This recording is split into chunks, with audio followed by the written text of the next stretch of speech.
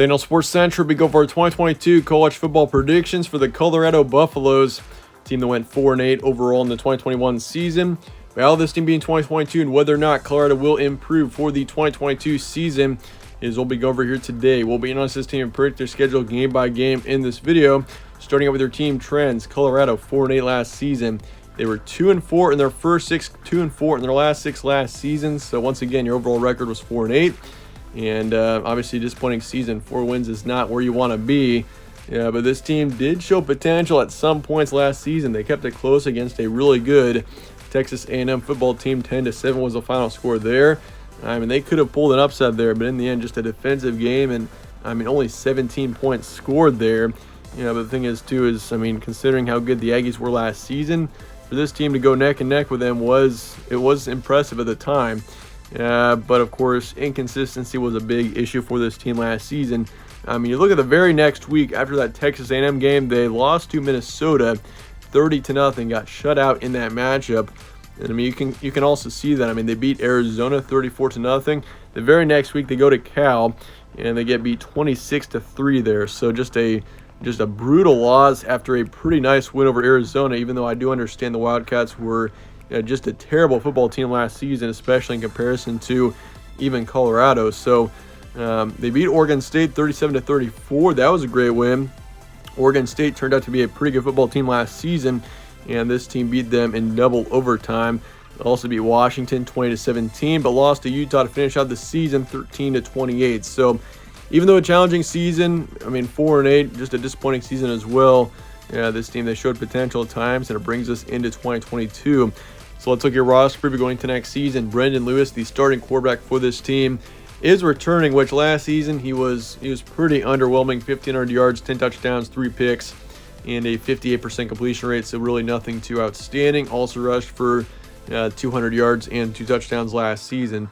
So you have him coming back. We also got JT Shroud coming back, the Tennessee transfer, who was expected to play a decent amount in 2021, but unfortunately he got injured, so he didn't even play a snap in the 2021 season.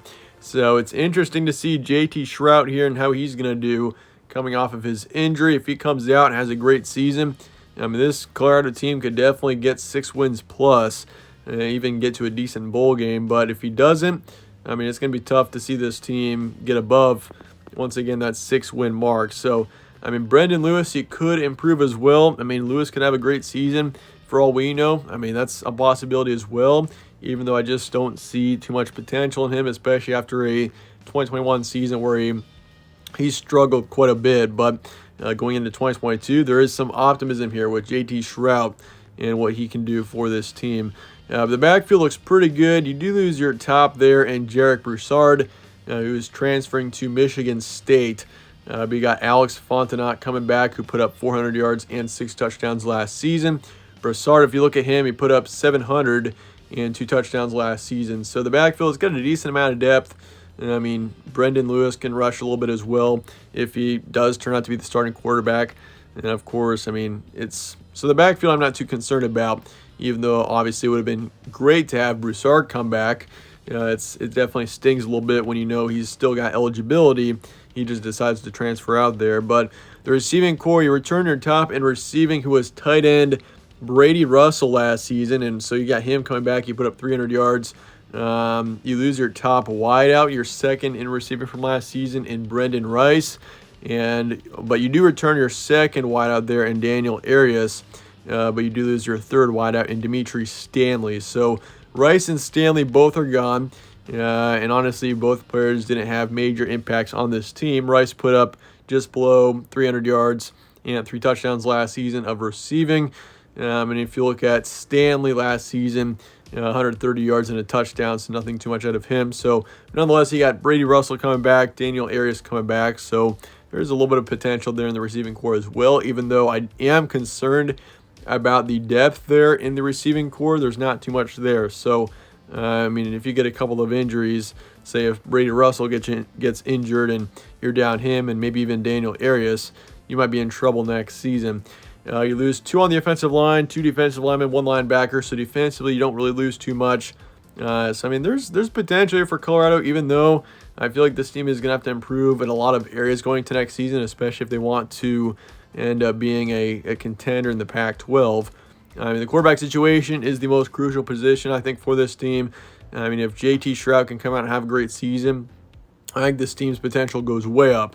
But if Brendan Lewis is starting and he plays the way that he did last season, this team might just go 4-8 once again. But bringing up the question, chances at a bowl appearance in 2022, will this team improve next season? I do think there's a chance this team does. I mean, it's kind of an uphill battle, especially with how this team looks, and I mean, some of the lack of depth in some positions. But once again, there's potential here for this team to be a good team next season. But it's just the quarterback situation, and also, I mean, the lack of depth is once again a concern. But looking at your transfer portal and recruiting not going to next season, you do bring in a few key players here. Josh Chandler, he is a guy to keep an eye on. Linebacker coming in from West Virginia. He was a key player for the Mountaineers last season, so that's a huge land there. McKee Blackman, defensive back. He is off to USC, so you do lose a defensive back there. But you bring in R.J. Sneed, who is going to add to the depth in the receiving core there from Baylor.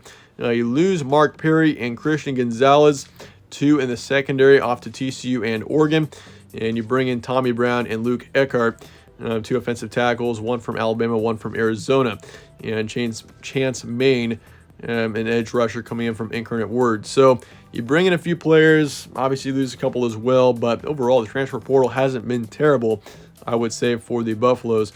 Recruiting-wise, actually not bad. 47th in the nation, 5th in the Pac-12. So in comparison to the conference, you're in the top half. You don't have any 4 or 5 stars coming in, but you got 25 3-stars. So that brings in some potential there with the recruiting. So something to keep an eye on there. But that said, let's look at your schedule now going into next season. You got TCU in week 1, former Big 12 matchup. Of course, when Colorado was in the Big 12, they always played each other. So kind of an interesting matchup to start off the season on a Friday night. Then you got Air Force and Minnesota both on the road. UCLA at home on the 24th, and then Arizona to start off your October on the road. Then you got Cal, Oregon State on the road, Arizona State at home, and then Oregon to start off your November at home. Then USC, Washington both on the road, and then Utah home to finish out your season. So far and away, November is probably going to be your toughest month. I mean, Oregon's going to be good, USC's going to be good, Utah's going to be great, and Washington on the road, that's never an easy game there. Even your non-conference schedule is pretty difficult too. TCU and Minnesota, both teams that aren't pushovers, especially Minnesota. That's a team that could definitely make a run for the Big Ten West. And even Air Force isn't that bad. They're usually, I mean, a decent contender in the Mountain West. So, I mean, yeah, your non-conference schedule is not easy going into next season. And for a team that's kind of in a rebuild phase right now, trying to get back to a decent position, getting up to a bowl game at least. I mean, that's kind of where I'd aim for Colorado here next season, is getting to a bowl game and winning it. And I mean, it's going to be tough when you got a pretty difficult schedule. I mean, this is no doubt one of the toughest schedules in the Pac-12 going into next season. But look at September here, TCU at home. I do think you knock off TCU. It's a close game. I think TCU puts up a fight, and I do think you end up beating them. So you start off the season with a nice win on a Friday, and then you got Air Force on the road. I do think you beat Air Force as well, even though also a close matchup. That's a team that, I mean, you don't want to sleep going into that matchup, because the Falcons usually are, once again, a decent contender in the Mountain West. I mean, they've gotten upwards of 9-10 wins in the past in recent history. And then you got Minnesota on the road. I do think you lose that one. Gophers next season. That is going to be a very good football team, I do think. I think Minnesota next season is in that 8-9, maybe even 10 win range. I could see Minnesota up there next season as they have been the past couple of years. And then you got UCLA at home. I think you lose to them as well, even though UCLA, that's a beatable team. So you're 2-2 heading into October. October is not quite as ambitious of a month in comparison to November. You do have a bye week there on the 12th. And in the end, I do think you go 2-2 in this month as well. You lose to Arizona on the road. And that's a game where I feel like some Colorado fans may just say, oh, I mean, that's an absolutely terrible prediction. But Arizona next season, I don't see them being very good once again. I do think Arizona is slightly better in 2022 versus 2021. They're not going to be rock bottom again like they were last season. But going on the road there after 2 losses, 1 to Minnesota, 1 to UCLA, all 4 of your first games in September there aren't easy ones.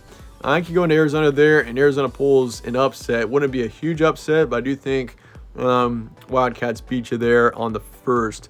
Then you got Cal after your bye week. You bounce back with a nice, it'll be a closer win, but you get a win there. Then you got Oregon State on the road. I do think you take a loss to the Beavers, even though you put up a fight there and keep it close. And then Arizona State, you beat them in a close one. So that puts you at 4-4 heading into November. And November, simply, as I mentioned before, just a really tough month. You lose all 4 of those games: Oregon, USC, Washington, and Utah.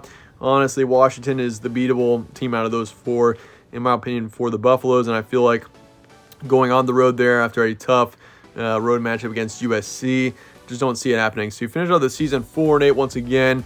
I feel like, once again, the ceiling is there for this team to get up to 6 wins, but once again, it's a very tough schedule, especially for a team that's kind of in a rebuild phase right now. So it really depends on if you can, Arizona, that's a game that could easily be flipped.